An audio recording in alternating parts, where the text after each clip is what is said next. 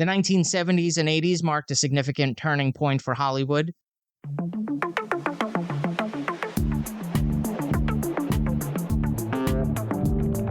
Seen it once, don't remember when. Think it's time to watch it again. Follow, subscribe, stay up to date. Episodes drop the last Friday. It's a Matt, forgot that. It's a Matt, forgot that. It's a Matt, forgot that podcast.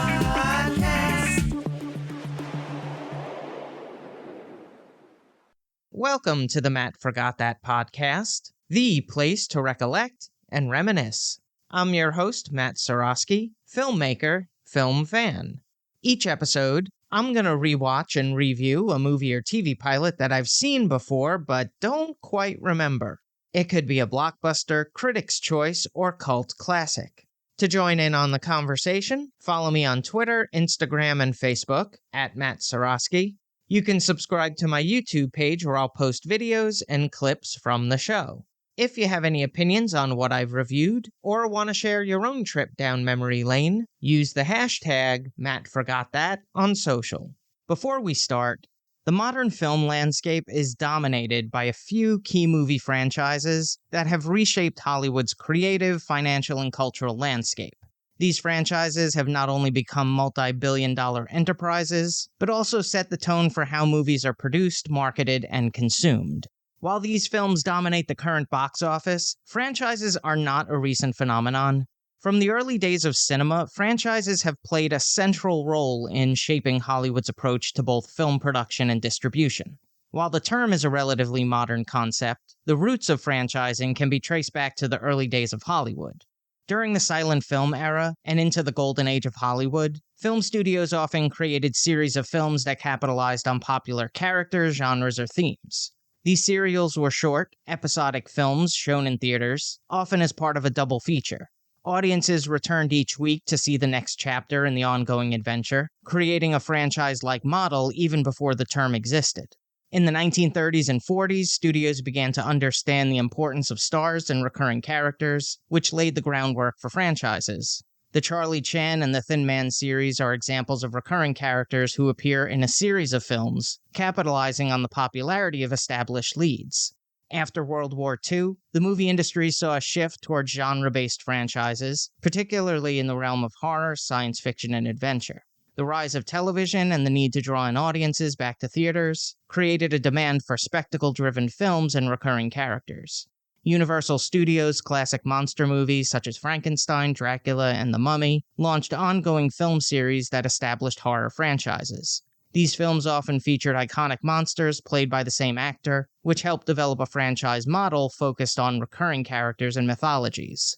Japanese cinema also contributed significantly to the creation of franchises, especially with the introduction of Godzilla in 1954.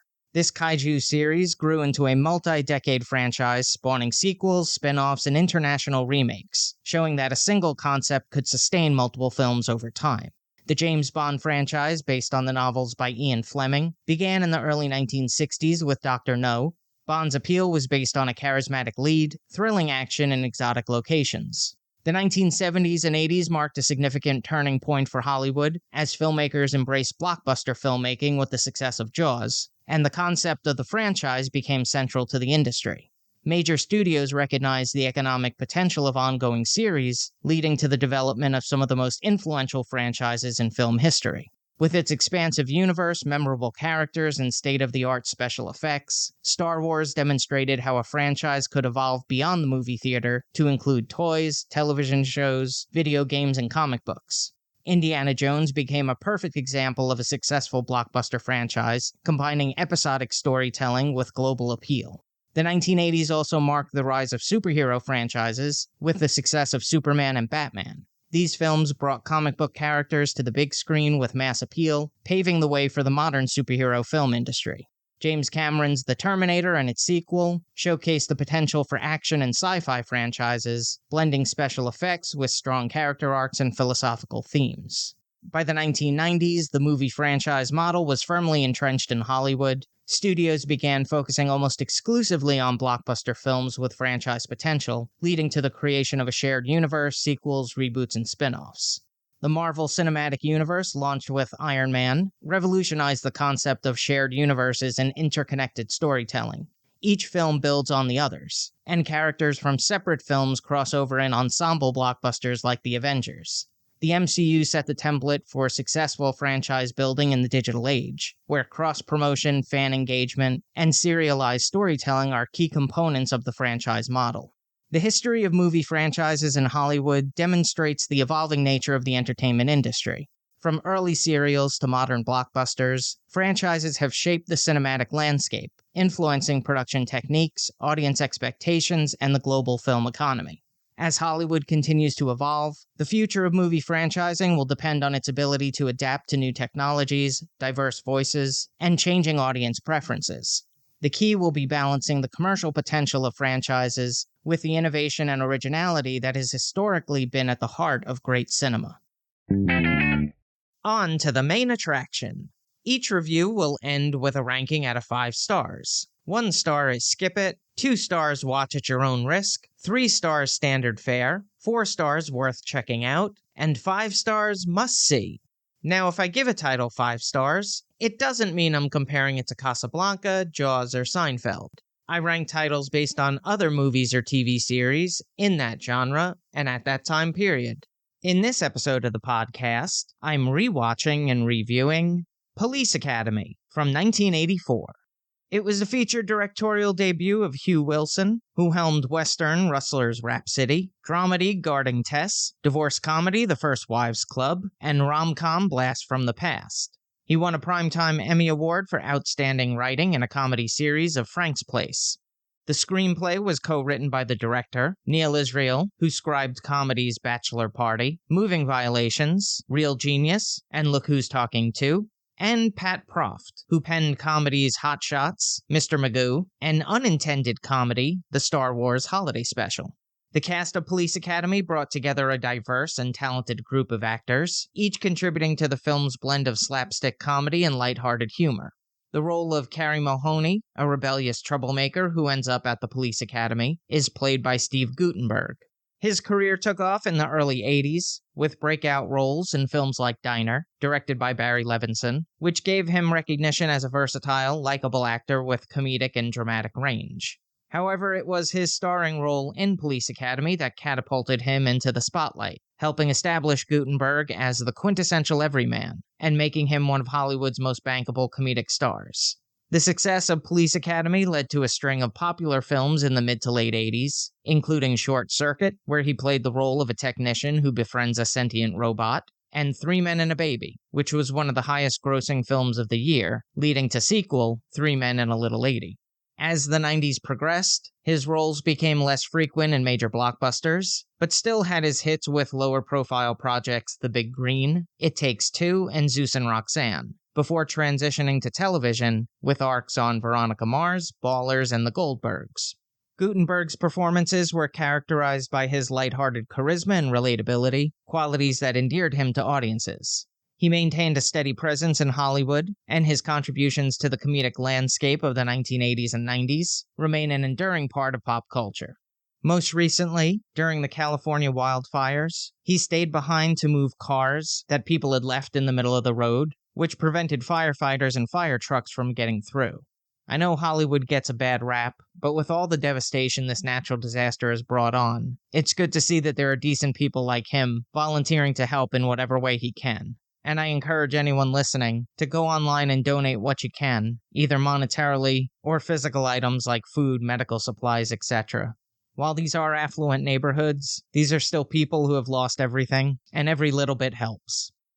Police Academy also features Kim Cattrall as the intelligent and capable Cadet Karen Thompson, G.W. Bailey as the gruff and no-nonsense Captain Harris, who serves as a foil to the chaos the cadets brought to the Academy. Tackleberry is played by David Graff, a trigger-happy but lovable cadet whose obsession with weaponry becomes a running joke throughout the series. And Bubba Smith, the towering former football player who played Moses Hightower, a gentle giant with a knack for using his size in comedic situations. So let's jump into it. This is what I remember. The characters. Outside of the ones mentioned, Michael Winslow as Cadet Larvell Jones, known for his incredible ability to mimic sounds, steals the show during the police examination. A generation of fans tried to replicate the realistic sound effects from video game bings and bongs to car noises and sirens.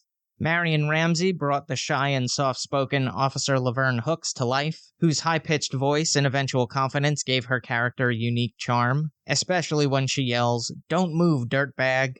And George Gaines, who I knew from Punky Brewster, plays Commandant Eric Lassard and is part of the infamous podium scene.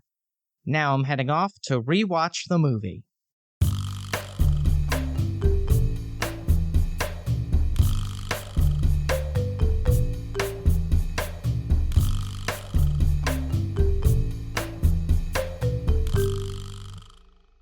This is what I forgot. In a city struggling with crime, overcrowded precincts, and a desperate need for new recruits, the local police department faces an unexpected solution to their manpower shortage, opening its doors to anyone who wants to join the force, regardless of backgrounds or qualifications. Chief Henry J. Hurst is disgusted by the ordinance from the newly elected Mayor Mary Sue Beale, and instructs Lieutenant Thaddeus Harris to weed out the undesirables. Among the unqualified candidates are a diverse group of misfits who are given the chance to prove themselves through physical tests, impossible obstacle courses, and the hilarious culture clash between their unique skill sets and the expectation of traditional policing. As they progress through the academy, they become a chaotic, unlikely team hilariously fumbling through training exercises, bond over their shared challenges, and learn that maybe being a perfect cop isn't exactly what it's cracked up to be. Despite their shortcomings, they form an unbreakable bond, proving that heart, determination, and teamwork can overcome even the most ridiculous odds. But when a major riot threatens to take over downtown, these unlikely rookies will have to put their unconventional skills to the test and show they might be the best hope the city has for saving the day. Here's a quote without context. "You move this car another inch and you're finished, mister. You hear me?" Police Academy is a raucous, slapstick comedy that takes the concept of law enforcement and turns it into a hilarious, chaotic free-for-all, where a motley crew of misfits must prove themselves capable of joining the force. What follows is a fast-paced, often outlandish blend of physical comedy, quirky characters, and absurdist situations that make Police Academy a cult classic that still delivers laughs today. The standout performance is that of Steve Guttenberg as Carrie Mahoney. Guttenberg's effortless charisma and sharp comedic timing give off an everyman quality that grounds the film amidst the madness. Police Academy is a satire of the traditional cop movie genre. While it doesn't delve too deeply into political or social commentary, the film gleefully pokes fun at the absurdity of rigid bureaucratic systems, and the idea that some of the best officers may not fit into the typical mold of the ideal cop. The recruit's willingness to break the rules, often in comedically exaggerated ways, serves as a playful challenge to the more authoritarian aspects of policing, making the film both a satire of and a love letter to the genre. Police Academy is undoubtedly a product of its time, with its broad humor and slapstick physicality, but it remains a quintessential 1980s comedy. Whether you're revisiting it for nostalgia or discovering it for the first time, Police Academy remains a delightful, absurdly fun ride that proves, sometimes, the best recruits are the ones you least expect. Now for a little trivial trivia. In the private security industry, the name Tackleberry has become standard to mean an officer who is exceedingly fond of firearms and other high-tech equipment. Police Academy was produced by the Ladd Company and distributed by Warner Brothers. It was filmed at Humber College, Kensington Market, Simcoe Place, Silver Dollar Room, and Toy Factory Lofts, all located in Toronto, Ontario, Canada. The cinematography was captured by Michael D. Margolis, whose filmography includes coming-of-age flick My Bodyguard, documentary 16 Days of Glory, and comedy parody Repossessed. It was co-edited by Robert Brown, who worked on supernatural film The Amityville Horror, comedy horror The Lost Boys, rom-com Cousins, and legal drama The Client.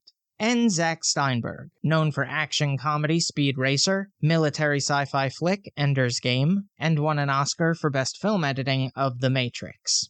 The score was composed by Robert Folk, who wrote the music for sex comedy Bachelor Party, rom-com Can't Buy Me Love, thriller Toy Soldiers, and mystery comedy Ace Ventura: Pet Detective. The Police Academy theme is instantly recognizable and has endured as much as the film has over the years. The soundtrack featured songs by Frankie Goes to Hollywood, The Shirelles, and Mark Campbell. The runtime is 1 hour 36 minutes. It had a budget of $4.8 million and grossed $149 million at the box office. It spawned 6 sequels and 2 series. Police Academy, the animated series, for 2 seasons, 65 episodes from 1988 to 1989, and Police Academy, the series, for 1 season, 26 episodes from 1997 to 1998. The Police Academy stunt show debuted in 1991 at Warner Bros. Movie World in Australia and is still operational in Parque Warner Madrid. An 8th installment is in development. On the Ski Index, I give it 3.5 out of 5 stars. If you've seen Police Academy and have opinions on the movie, let me know what you think using the hashtag #MattForgotThat. Moving right along, each episode, I'm going to post throwback clips that I think people should watch. It could be movie trailers, music videos, interviews, or something completely random. Search for my YouTube page and there'll be a playlist called Matt Forgot That Playback. The Now That's What I Call Music series started as compilation albums featuring the biggest hits of the moment, and has evolved into a globally recognized brand that has shaped music consumption for over 3 decades. It was born out of a partnership between 2 major record labels, Sony Music and Universal Music Group. The concept behind the series was simple yet effective.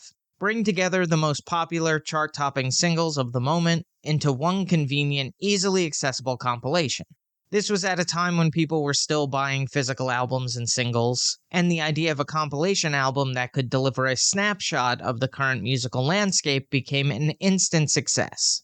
The first album, Now That's What I Call Music Volume 1, was released in the UK in 1983. It featured a mix of pop, rock, and new wave tracks that were dominating the charts.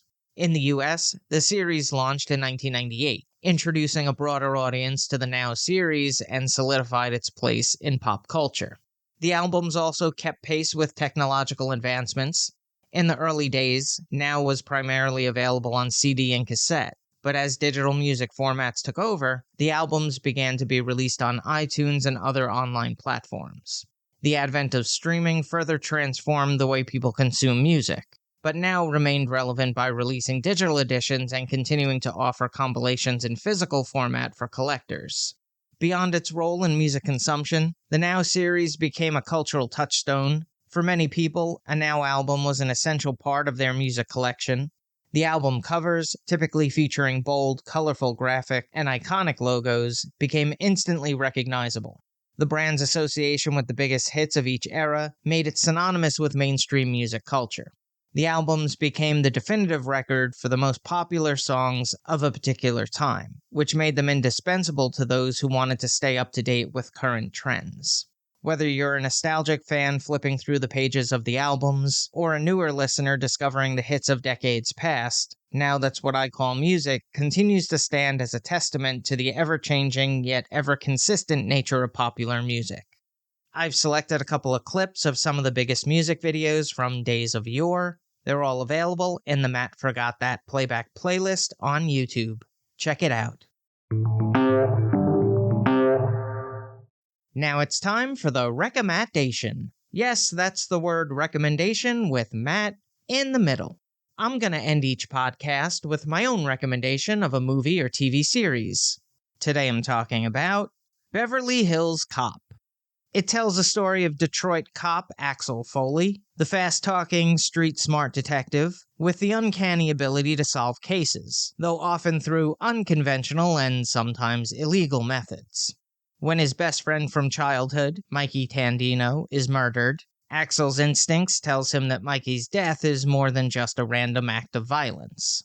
Determined to find the truth, Axel travels to the affluent, sun-soaked city of Beverly Hills, where the crime scenes and the suspects seems as foreign to him as the pristine surroundings.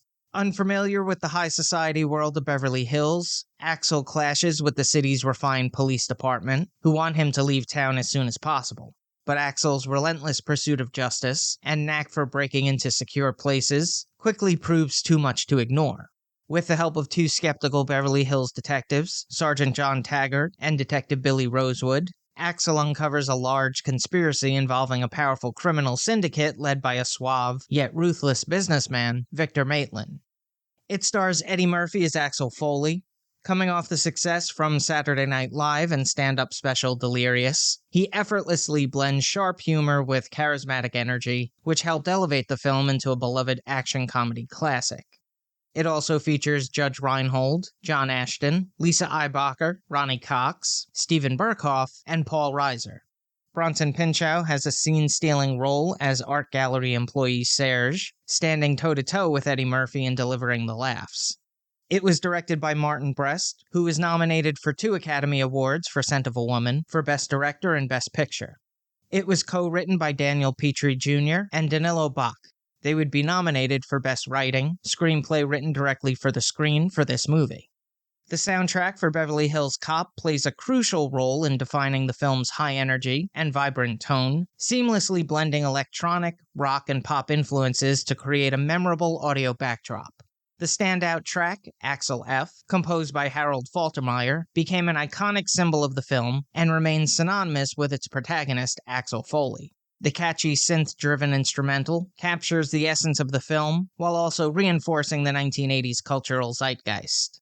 It also includes hit singles New Attitude and Stir It Up from Patti LaBelle, The Heat Is On from the Eagles' Glenn Frey, and Neutron Dance by the Pointer Sisters.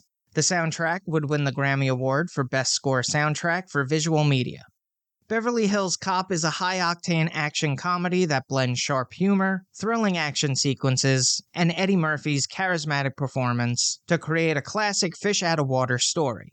Axel Foley is a perfect mix of irreverence and charm, navigating a world that's as out of place for him as he is for it, in pursuit of justice for his fallen friend. Beverly Hills Cop spawned 3 sequels: Beverly Hills Cop 2 in 1987, Beverly Hills Cop 3 in 1994, and Beverly Hills Cop Axel F., released 40 years after the original. A 5th installment has been greenlit and in development. That's all for this edition of Matt Forgot That. Thanks for listening to me reminisce. You can follow me on Twitter, Instagram, and Facebook at Matt Seroski. You can subscribe to my YouTube page where I'll post videos and clips from the show. If you have any opinions on what I've reviewed, or want to share your own trip down memory lane, use the hashtag MattForgotThat on social. Head over to mattseroski.com for all the latest news and updates, and come back next time for the rewatch and review.